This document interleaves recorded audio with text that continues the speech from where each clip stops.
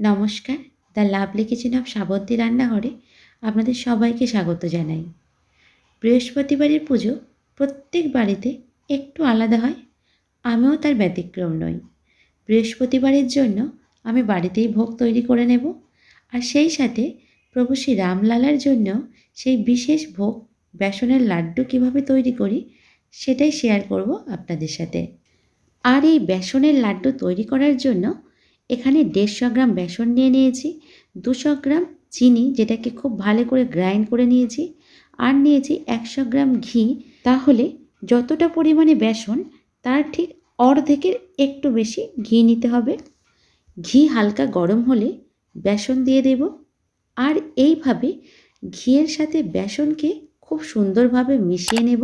মেশানো যেন খুব মসৃণ হয়, এর মধ্যে একটাও যেন বেসনের গুটলি না থাকে, সেটাও কিন্তু খেয়াল রাখতে হবে। ঠিক আমি যেমনভাবে করছি এইভাবেই মিশিয়ে নিতে হবে।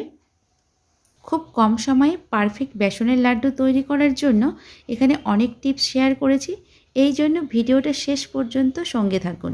মিডিয়াম ফ্লেমে এইভাবে বেসনটাকে ভেজে নিতে হবে। হাই ফ্লেমে ভাজলে তলায় লেগে যেতে পারে, এই জন্য কোনো ভারী প্যান বা কড়াই ব্যবহার করবে, আর এইভাবে কন্টিনিউয়াস নাড়িয়ে যেতে হবে, তা না হলে বেসন কিন্তু খুব তাড়াতাড়ি কড়াইয়ের নিচে লেগে যেতে পারে।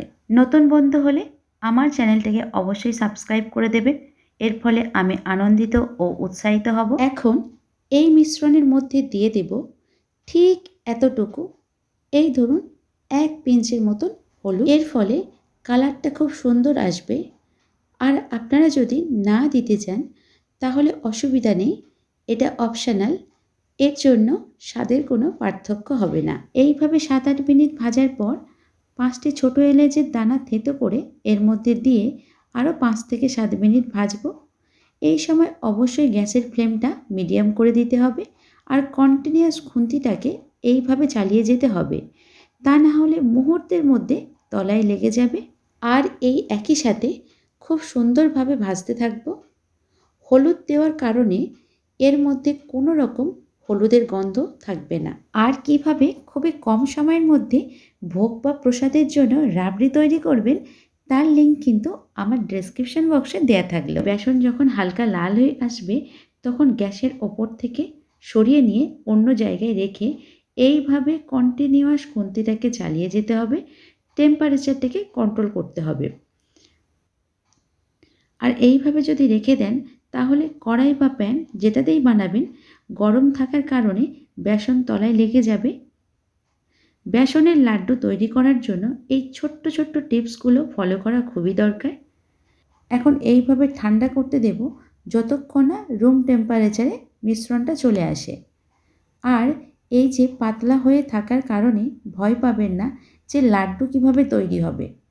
রুম টেম্পারেচারে আসলে এখন এর মধ্যে মিহি করে রাখা চিনির গুঁড়ো দিয়ে দেব ও ভালো করে এইভাবে মিশিয়ে নেব। চিনির গুঁড়োটা একসাথে দেবেন না, প্রথমে অর্ধেকটা দেবেন, বাকি অর্ধেকটা অল্প অল্প করে মেশাতে থাকবেন। দেখুন কত সুন্দরভাবে মেশানো হয়ে গেছে। এখন আপনার পছন্দের মতো ছোট বড় যেমন সাইজের লাড্ডু তৈরি করতে চান এইভাবে হাতে চেপে চেপে তৈরি করে নিলেই তৈরি হয়ে যাবে বেসনের লাড্ডু। আর লাড্ডু বানাতে বানাতে যদি প্রয়োজন হয় তাহলে একটু হাতে জল অথবা ঘি একটু লাগিয়ে নিতে পারেন। এখানে আমি আরও একটা তৈরি করে দেখাচ্ছি। রেসিপিটা কেমন লাগলো অবশ্যই কমেন্টে লিখে জানাবেন। ভালো লাগলে আমার চ্যানেলটাকে সাবস্ক্রাইব করে পাশে থাকা বেল আইকনটা অবশ্যই প্রেস করে দেবেন, এর ফলে আমি যখনই কোনো ভিডিও আপলোড করব তার নোটিফিকেশান সবার প্রথমে আপনাদের কাছে পৌঁছে যাবে। এখন ওপর থেকে একটু চিনির গুঁড়ো, পেস্তা ও বাদাম দিয়ে সাজিয়ে নিলাম। আজ এই পর্যন্ত, আবার দেখা হবে অন্য কোনো রেসিপি নিয়ে। ভালো থাকবেন, সুস্থ থাকবেন, ধন্যবাদ।